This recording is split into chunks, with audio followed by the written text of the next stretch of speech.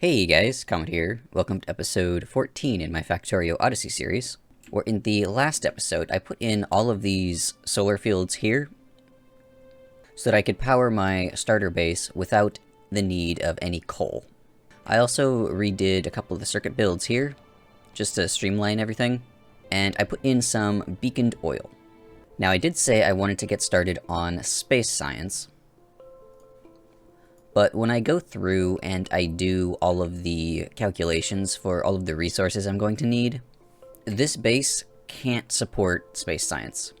I either need to redo every build so that they can accommodate for beacons, or I figure I can just go straight into the mega base designing, where everything is going to be beaconed anyway. So I want to come up with a modular rail system so that it's like a bunch of Legos. I can just put all the different pieces together. So first off, I need to figure out how long I want my locomotives to be. I like having wagons in powers of 2. So this is how long 16 wagons would be. That's a pretty big train. And if I do half of that for 8 wagons, it's a little easier to manage. And this would need a locomotive here. And to keep it symmetrical, I'll put one in the back. So one train looks like can fit inside of a block that is 4 power poles long. That's important because each block needs to be separated with some rail signals. And I like doing 2 lanes in each direction. So this would be the straight piece. Let me start a rail book here. So this will be the right-hand drive rail network, and we'll use some rails for the book. So I'll copy this. This is the straight piece. Having it 4 power poles long introduces a tiling problem. I can no longer center this piece when I rotate it, so I actually need to make it 5 power poles long, and we'll call this a 4x straight, because there's 4 rails. Now, to do turns,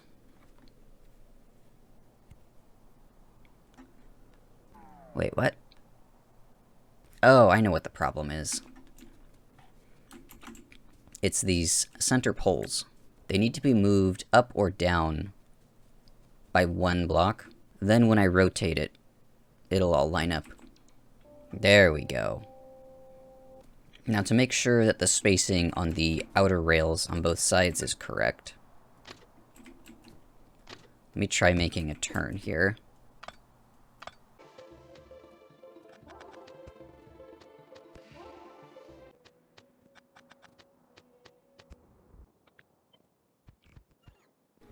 So this is just a mess to look at. Let's see. I don't know if I can signal this. This is going to be a nightmare. Now, I could do a roundabout, but roundabouts don't have that great of throughput. I could actually do a double roundabout. That might be better. This does look pretty nice. So let's see, if I am on this track, I can turn right, I can turn left, and I can go straight. Now if I'm on the inner track, then I can go around, make a U-turn, and then pick which track I want to be on. I can also go straight, turn left, but I can't turn right from this track. I could, if I put in something like this, though.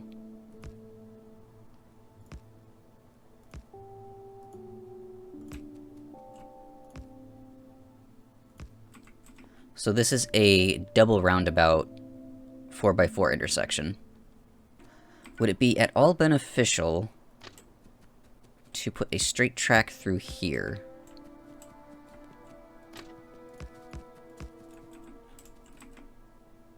Or force them to take the roundabout to go straight? I think that might be a little better.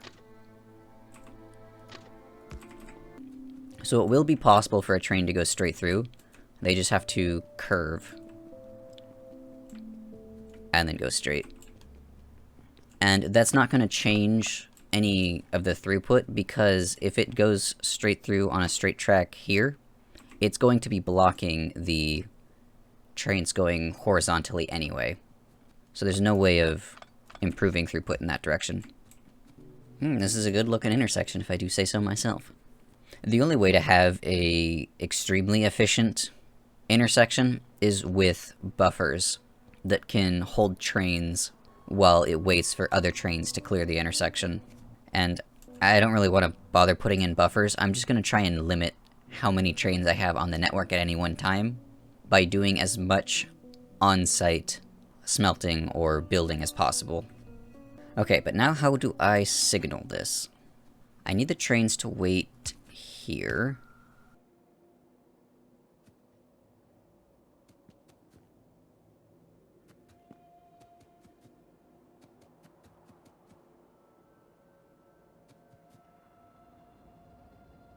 That looks pretty good now.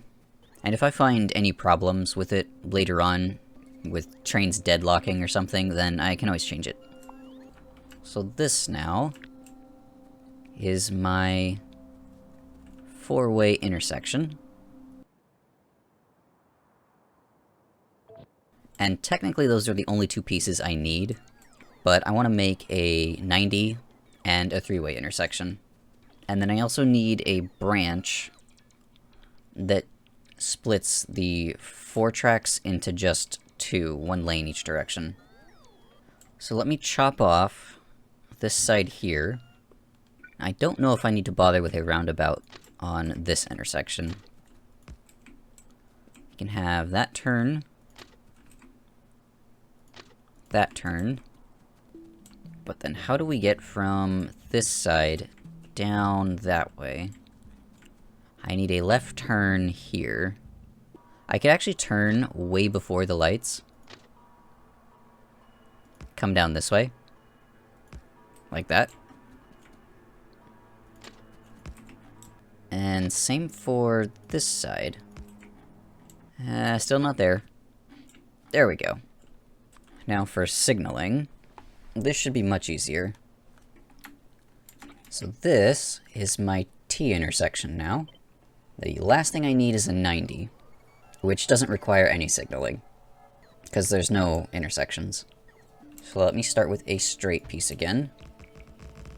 And I can cut off this end and this end, and then just get all of the turns in.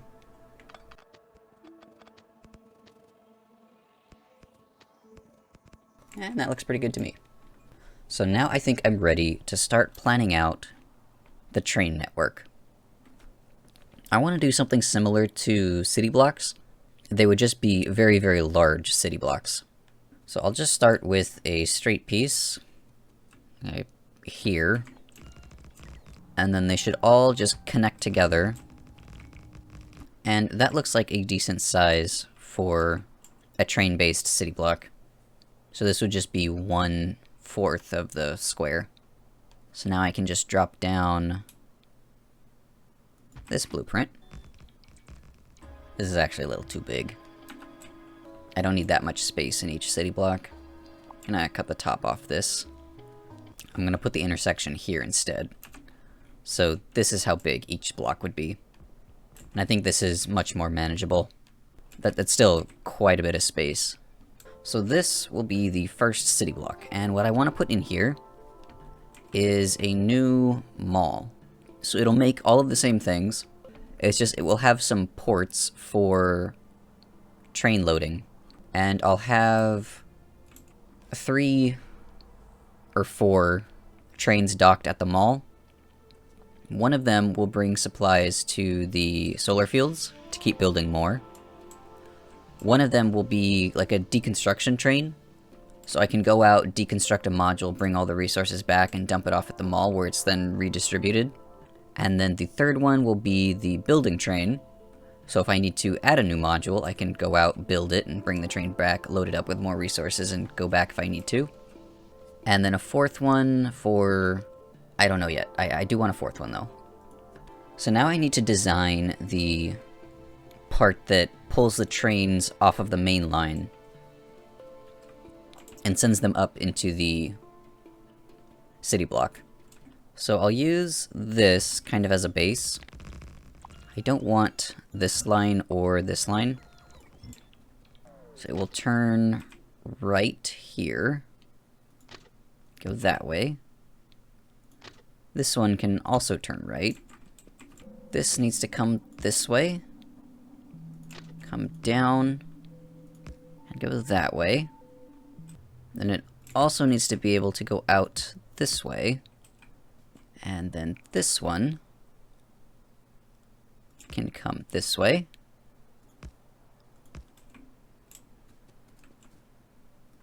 And then down here.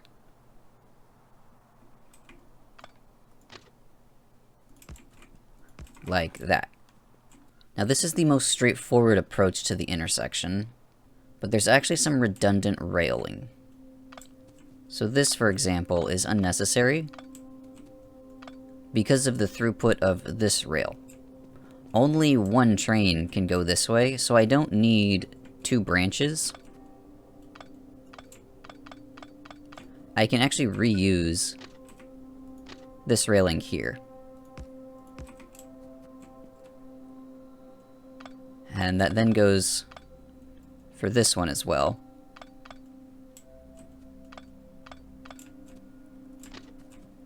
I want to try and minimize the number of intersections.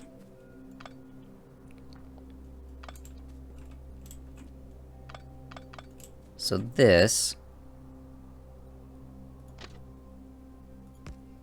can link up there.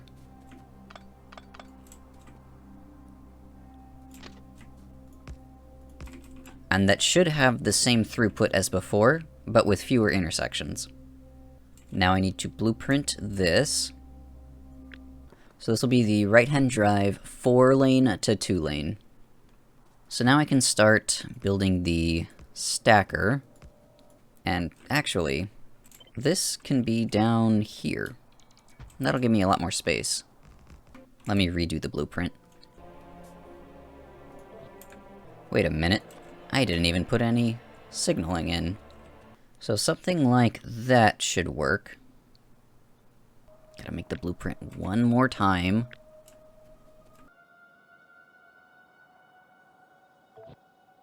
And then find the very center of the city block, which should be this power pole here. Just gonna use it as a marker. So the trains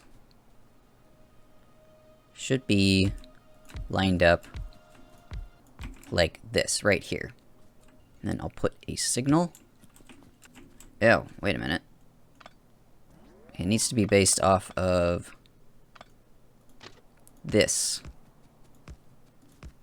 So locomotive, wagon, wagon, wagon, wagon, wagon, wagon, wagon, wagon, and then a locomotive on the back. So this can come up this way, and I can have more trains along here. But I don't quite know how to space it yet, because I need to put in the loaders and unloaders. So this first train will be the unloader. This will be the deconstruction train. So let me change this. Deconstruction.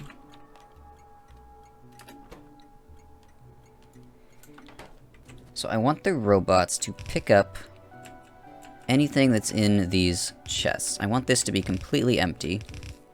That way the train can go out and bring back more material. And I want to change the color to be black. And then here and here, I'll just have these requesting all of the extra wood I have for now to keep the trains stocked up. Now I can put roboports between the trains. Let me use this as a placeholder. And it looks like it lines up. But I'd rather have a little bit of extra space in case I need to do something like this. So I'll put the roboports here. Because if I'm going to have everything being built in the mall over here, I'm going to need a way to bring resources in. So this will be my construction train. And then I will need something similar for the solar field builder. And then maybe one more for nuclear. Now I need to separate all of these and start making the resource drop-offs. Now, rather than making each individual item outside and then bringing it in, like green circuits, for instance, I've found it better to just have everything made on site. So I only need one train for iron ore, and then the mall will make any iron plate or any steel plate it needs from that iron ore. Then I can bring in copper ore, I can bring in stone, I can bring in coal, and then I can bring in some crude oil. So that's only 5 trains I need, and if I were to bring in all of the individual products, like green circuits, red circuits, blue circuits, then I would need so many more trains. And then this last one up here will be the oil, so it's going to be special. Now on the resource inputs, if I just made everything active provider chests, then the robots would pull from the closest chest rather than unloading the train evenly. So to get around that, I'm going to change half of them to be passive providers, and then the other half actives. That way, if a robot... the robots will first take from these active provider chests. These passive provider chests will also fill up. But let's say this wagon here empties out first, because it's closer to the center. Then it will start pulling from these wagons here from the active providers, but then once all of the active providers are empty, it'll start pulling from the passive providers. And so this ensures that the train will always have a place to put its resources and then leave and then come back without being unloaded unevenly. And then the last thing I need down here is a little bit of storage, just for all of the junk the deconstruction train is going to be bringing back. Now I need to get some logistics bots and some construction bots loaded up into that new network.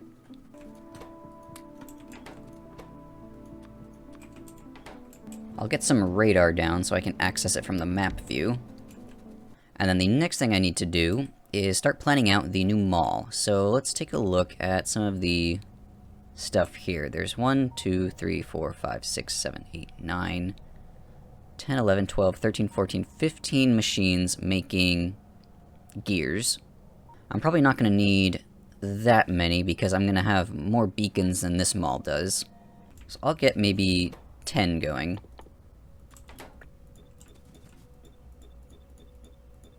And then I'll have inputs and outputs.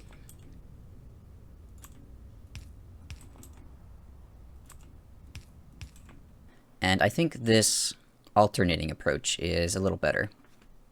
Now there's 4 lanes in of iron plate. I doubt I'll need 4 full lanes of constant throughput, because the mall will be making items intermittently, not constantly. So if I use this space here for iron and copper smelting, it should be enough. Then there's 3 machines making pipes, and it looks like that's pretty much it for all of the intermediate resources. Maybe I can also have 2 machines making some sticks. Okay, now I need to start planning out what machine is going to make what. I think I will start with belts first. So transport belt, fast transport belt, and then the express belts need lubricant. So I might need a special section for everything that needs lubricant. I'll put that up here, like this, with some piping in the back. But then those beacons don't have any power. Okay, I need to do it this way. So this will be express transport belt, express undergrounds, and express splitters. So this will be the underground, the fast underground, splitter, and fast splitter. And I'll start making some inserters. Let's see, after inserters, I can do all of the logistics chests. So we'll do steel chests, active, passive, storage, buffer, requester. Put the roboport here, and the robots here too. I can do the power poles down here next to the sticks, and then maybe some rails, and I'll put lights here on the end, and then the signaling I'll put up here, next to the trains. Now I'll do the wiring. Definitely need something making pumps. Underground pipes. I already have these making regular pipes. I can do these fluid storage tank. Let's see, I'll put engines, flying robot frames. This needs to be the electric engine connected to some lubricant. I can do repair packs and beacons. Now after this point, I won't use lubricant, but I'll use sulfuric acid because I need to make some batteries. So this machine will be a chemical plant connected to sulfuric acid, making batteries. Next, we'll do solar panels, accumulators, reactor, heat pipe, exchanger, steam turbine. And I am running out of space. And I'll use this up here for the last couple things I'm missing here. And now I can start doing all of these circuits. So, get some copper wire. I'll do green circuits here. And then you can never have too many machines making red circuits. Then I'll put blue circuits and modules up here. And that should now be everything. Let me just set the requests on these here. And I'll set these to copper. Actually, a couple of these need to be requesting plate so that I can make steel. And then something that's very, very, very important. I have to remember to cap the max storage on all of these passive provider chests. That way, if I ever need to deconstruct the mall, I don't need to deal with tons and tons of backlog. So this will be my new mall now. I'm just going to drag over some sulfuric acid and lubricant. I think it's easier to just reuse the setup I have right now. And then as I progress further, I can make the mall's own dedicated refining setup. And I'm actually going to move the thing that makes the batteries up to be with the blue circuits here. Now lubricant needs to come in here. And it looks like everything is pretty much good to go. I need to get an iron and copper train set up, but I think I might save that for the next episode. That's going to take a lot more work. So we have the deconstruction train, the construction train,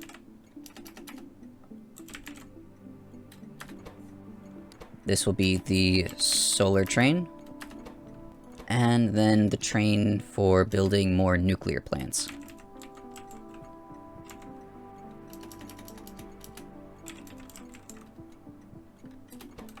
This is mall iron ore, mall copper ore, mall coal ore, and mall stone ore. Then this last one, it's probably going to be a while before I get a liquid train going, but this one is mol crude oil.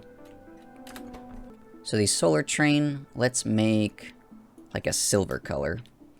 Oh, this is the solar train, whoops. The nuclear train, it has to be green, no question about that. And maybe for construction, we'll do blue. So that is pretty good progress for this episode. I do have to push space science out several episodes, because it's going to take me a while to get everything converted over to trains. But I'll go ahead and add this train book blueprint to the Discord server. So if you'd like to use these, then there's a link in the description. Just make sure you click on the thumbs up when you enter the welcome page. That way you can get access to the Factorio text channel where all of these blueprints are hiding. But anyway, thanks for watching, and I'll see you in the next episode.